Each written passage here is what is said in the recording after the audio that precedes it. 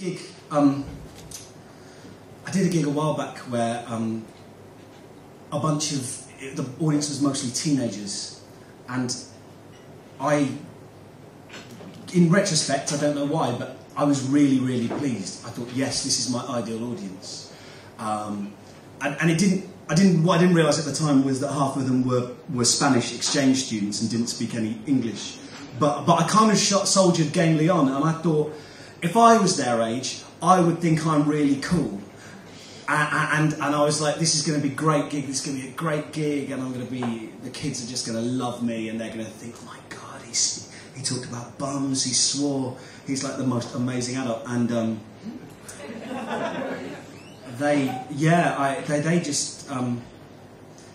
talked largely through the whole thing, and there was not. I was right in front of them, like it wasn't a big room, and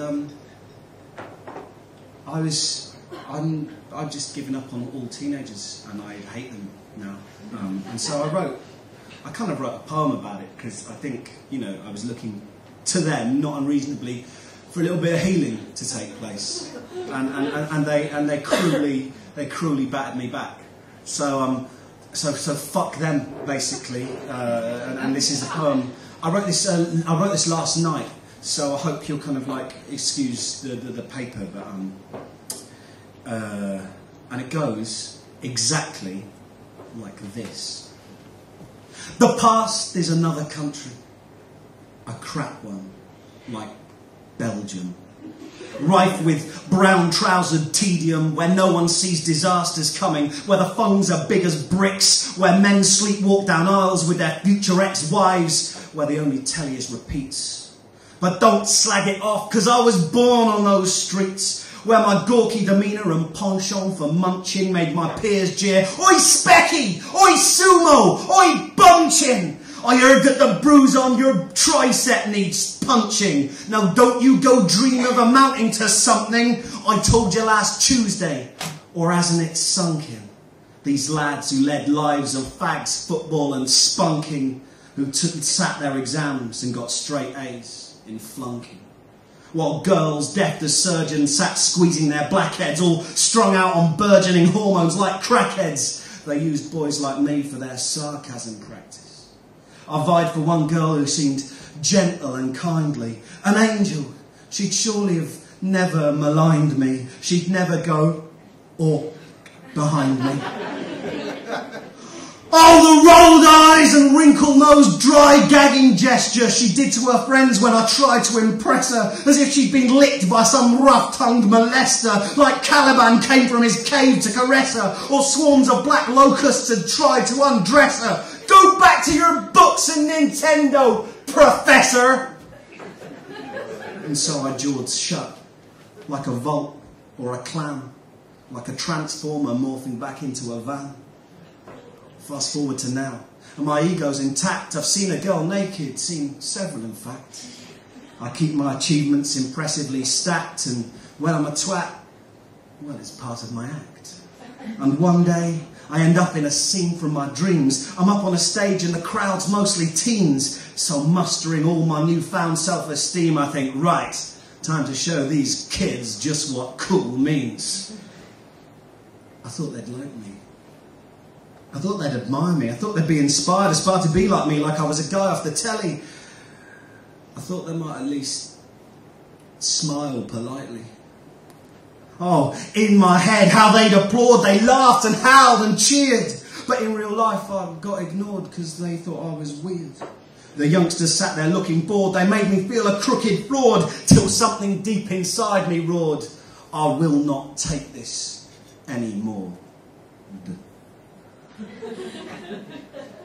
Okay, so I'm not down with the kids. So I say, down with the kids! Drown them like a sack of Philistine kittens! The kid gloves are off. It's on with the man mittens. I don't want to be cool. I want to be a curmudgeon. I'll speak at your school with its fresh dreams to bludgeon.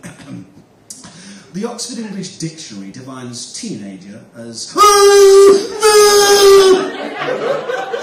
aged 13 to 17. You young minds who sit before me today are rubbish. You download your rubbish opinions like ringtone scoop rubbish maize snacks into bum-fluff-edged gobs. A putrefied mackerel smell wafts from your pissy bits. You lurch between fury, indifference and sobs. Your cliched McHeartbreak, your shrill swine-faced hissy fits. Your feelings are rubbish, glum zit-witted yobs. And even if one of you does become an astronaut, the infinite vacuum will press its thumb against your tiny visor and not let go till you're a joyless atheist. You still think death is other people. Children. Huge, freakish, ungainly children. You need to think about death more. I remember that I'm going to die at least 5 times before breakfast, which I take at 2 p.m. in my underpants, playing Super Mario Sunshine on my GameCube, while you're stuck in a classroom that smells of pencils, learning how Galen's rudimentary theories on the human circulatory system influence Western medicine for the next millennium, writing down what you're told in blue pen. And what do I have for my breakfast? Whatever I like! Pork pies in gravy and puppets and booze. I can eat what I want. I can drink when I choose. Oh, I think I'll consume this huge vat of cheap wine so I'm rat-assed in time for the 3 o'clock news. So fuck the kids. Well, don't fuck the kids. But down with the kids. Get off my lawn. You've never heard of teletext. You don't even know you're born. With your Waymo, iHood, myisode nanos and ability to hear through the ears in your knees. No, wait, I'm thinking of crickets. Yes, crickets. Their chirruping wing strokes as teens sit in judgment and gag after quip after joke I make tanks. Grip my mic, but I know where they'd like me to stick it. Their faces as hard as a concrete abutment. Their afternoons measured in texting and wanks.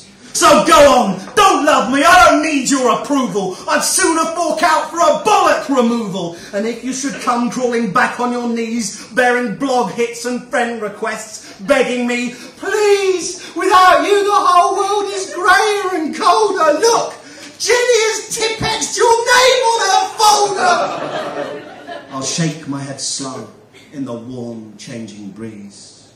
No, I'll say, smiling. Wait till you're older. Thank you.